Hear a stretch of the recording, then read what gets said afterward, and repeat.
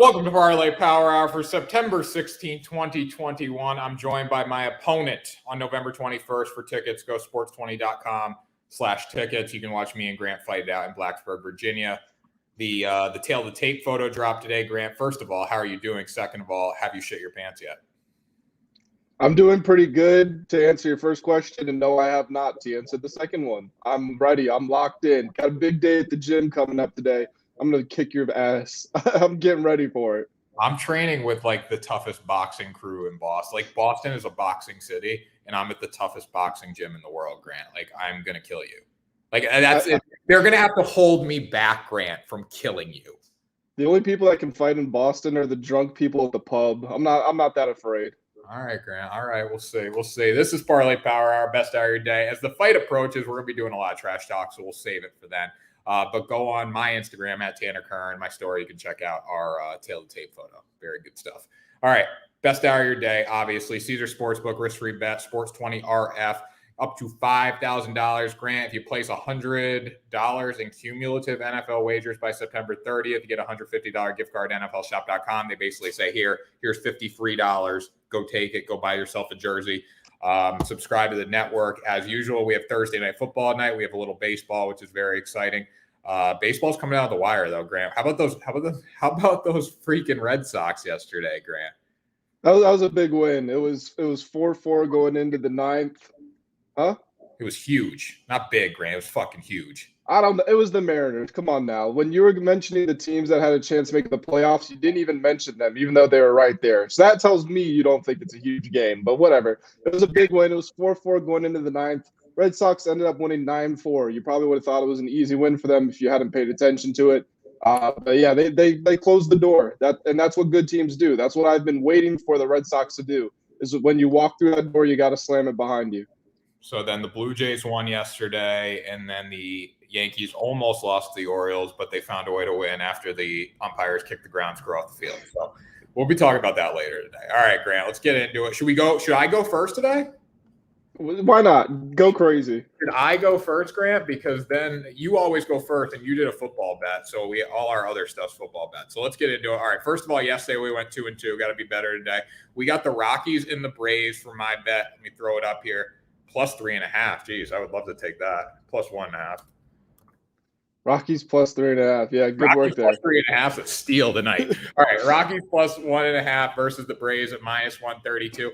We look at this game. You got German Marquez going for the Rockies. Is he an all-star? Is he not an all-star? On paper, he is, but it was actually by default. Still 12-10, 3.93 ERA. Going against Ian Anderson, nice 7-5, 3.61 ERA. The storyline of this game is we look at the past two in the series. Rockies won the first game 5-4. They won the second game 3-2. They're 4-1 in their past 5 games. Braves are 2-3 in their past 5 games. Dropped 2 to Colorado, dropped a game to Miami. Atlanta's not playing good baseball right now. That's what it comes down to. And I like the Rockies at plus 1.5. I think this is a great bet to include in your parlay. It wouldn't surprise me if the Braves win this game, but I'm banking on the Rockies being within a run tonight for sure after the first 2 games of the series. You can just tell. You tell the trajectory of the series is going to be a close game tonight. Yeah, if this was a money line or even if the spread was flipped, then I would be much more uneasy about it. But the fact you're getting spotted some runs here, and like you said, the Rockies have been playing them close, and the Rockies are a decent team. I mean, I know they're like what, they're 10 games or so under 500. Actually, I think they are exactly 10 games under 500. But look at their division. You know, they've got the Dodgers, they've got the Giants, they've got the Padres. This is a winning team. This is a potential division-winning team if they're in the NL East, you know? So they are a decent team, and like you said, it should be close in this one with the Braves, and the fact you're getting spotted a run and a half, I think this is a good bet.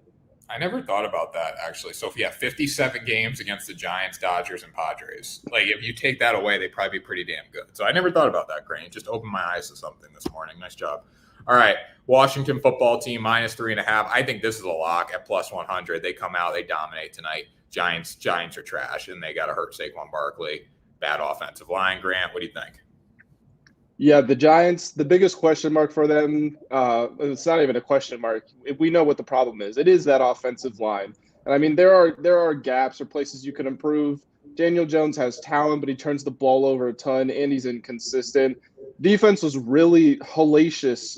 They were hellacious to close out the stretch, to close out the season down the stretch last season. They probably became one of the top 5 defenses in football for the last 5 or 6 weeks. They got stomped by a Teddy Bridgewater-led Broncos offense. They allowed one of the most ridiculous fourth down touchdowns you're ever going to see. There's no way in hell they should have let Teddy score that.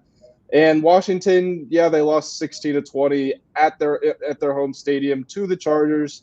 Chargers had the reigning offensive rookie of the year, much improved offensive line, top 7 maybe defense. Washington had to switch quarterbacks mid-game.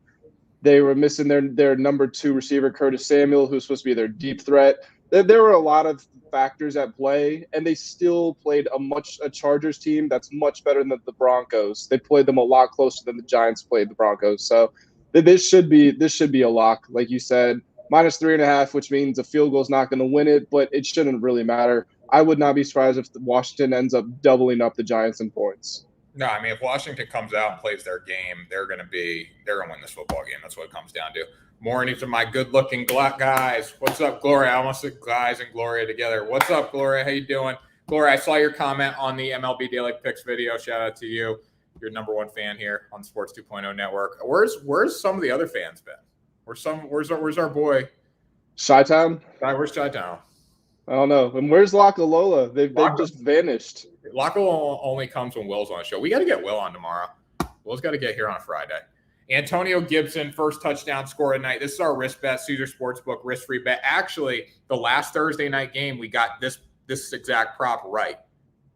Yep, we did. We got Chris Godwin for plus 850, right? 50, yeah. It was legit. I had the Padres yesterday. Nice pick, Gloria.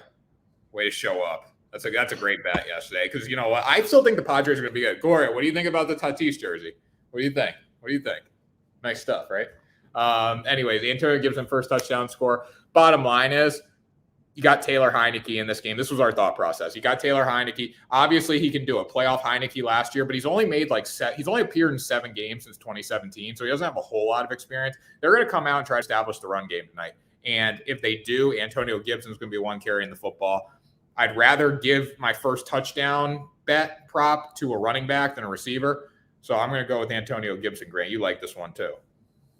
Yeah, and the reason we picked Chris Godwin is because we know the Bucs are going to be airing out the football. But if there's one thing we've seen from this Washington team, it's that they want to control the time of possession. And even with Heineke stepping in, and we know he's a threat to scramble, he had that. Terry McLaurin might already have catch of the year from that week 1 pass he caught from Heineke. So we know he likes to take chances, but you never want to put a first-time quote-unquote starter. You know, he started games before, but this is the first time in his career he's penciled in his QB1 on the depth chart. And he's going to be that way for at least a few weeks because Fitzmagic is on the injured list. So yeah, they're absolutely going to try to establish Gibson on the ground. He had 11 touchdowns last year as a rookie in his first year playing running back. He was a receiver before. So I think that, you know, based on his past success, Heineke's coming in and the fact that the Giants were vulnerable, this is one of those prop bets that actually makes a lot of sense. You know, it's not a shot in the dark. This one has a very good chance of happening. Yeah, and you look at this one as well, like they're going to establish the ground game. Like, they're not going to, like you said, they're not going to have Heineke come out and try to take shots all over the field in the first drive of the game because they want to get him comfortable. He comes out, he throws a pick on the first drive, it's going to get in his head. That's what I would do, at least as an OC. Again, we're bloggers, so we can't really say. But Antonio Gibson, first touchdown score, plus 500. Our lock, Chase Young, over 2.5 tackles. He had 3 total tackles last week, and he did not play well at all, Grant. So I'm going to let you talk about this one.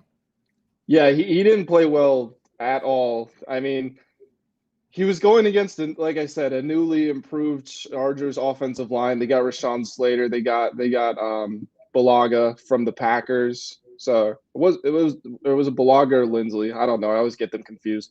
It was one of the two. So that offensive line that was suspect last year is actually very good this year. Expectations were super high. I understand why. I personally thought that Washington had the best defense in the NFL. And so I get why he was expected to do so much, but still, this is only a second-year player, and it's week one. Not everybody's in their top game in week one. So he should absolutely be able to bounce back this week. And the fact that he got 3 tackles last week while playing kind of like trash, this one, come on, this should be easy. If Chase Young can't get 2.5 tackles, then there's a real problem, because that means we're letting the Giants run up and down the field, and that's just not going to happen.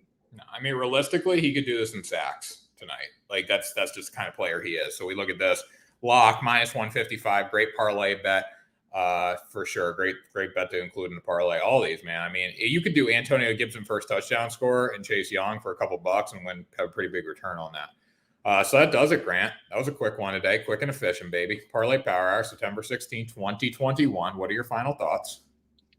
My final thoughts for today. I am going off to class, and I'll be completely honest, I'm not looking forward to it. I was trying to get Tanner to talk me out of going, but I'm a dedicated student, and I will be in class at 11 o'clock. I promise, Professor Duncan. There you go. That's that grit that they teach at Virginia Tech. #grit.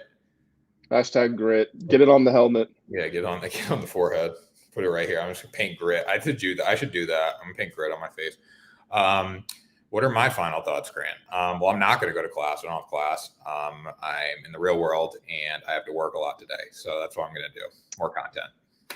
But you're in class. No, big news. No, I'm not. We'll talk about that off camera. Oh, God. Oh, Jesus.